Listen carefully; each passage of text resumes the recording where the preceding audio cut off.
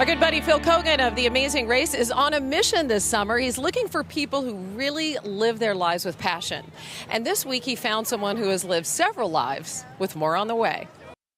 The majestic San Francisco Harbor, gateway to the Pacific and gateway to one amazing woman's audacious adventure. On today's edition of Keoghan's Heroes, shedding a conventional lifestyle for the challenge of a lifetime.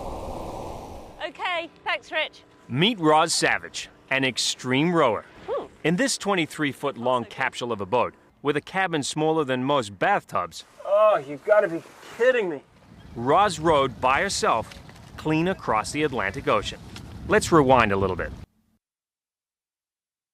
It's 2000, and outwardly 37-year-old Roz Savage is the very picture of suburban contentment.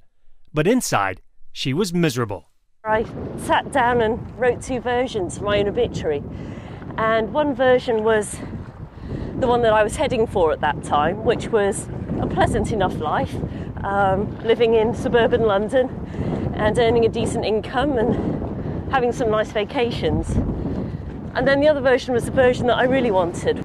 What Roz really wanted was to buy a boat, outfit it with radar and satellite phones, and have her dear mum pack enough lunches for a solo transatlantic crossing. So you didn't think about maybe taking some small steps? You just thought, I'm going to row across the Atlantic? I mean... In my mind, rowing across the Atlantic seemed really quite doable. Kind of challenging, but really not all that hard. Boy, was she wrong. See you in Antigua. Setting out from the Canary Islands, Roz faced 3,000 miles of open ocean with only a camcorder for company. I just can't somehow find it in myself to be scared, though. Maybe I'm too foolish to be scared. Everything that could go wrong did. Her oars snapped and had to be duct taped. Salt water ravaged her hands. And her satellite phone got swamped, leaving her with no link to the outside world. This is just such a nightmare. Caught in this situation that there is no way out of. What was I thinking of when I got into this? Then there were the moments of real danger, like when the sea anchor snagged and couldn't be reeled in. With rough seas tossing the boat, Roz climbed out, knife in teeth, to cut it loose.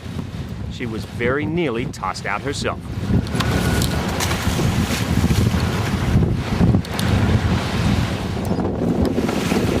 As Winston Churchill said, when you're going through hell, keep going. But the toughest times, she learned, provide the greatest rewards. Rewards that showered down when Roz finally made it, 30 pounds lighter, to Antigua. Hundreds cheered for her, including the woman who packed all those lunches. Now you can call her crazy, but she's doing it again.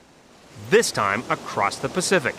Something no woman has ever done before. Why did you do this?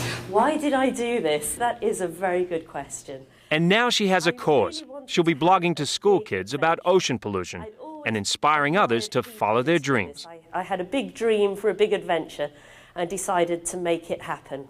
Hey, you're a natural. Which was my cue to jump in the hot seat and find out how difficult it is to control this beast. I have no idea which way we're going. Which way is Australia from here?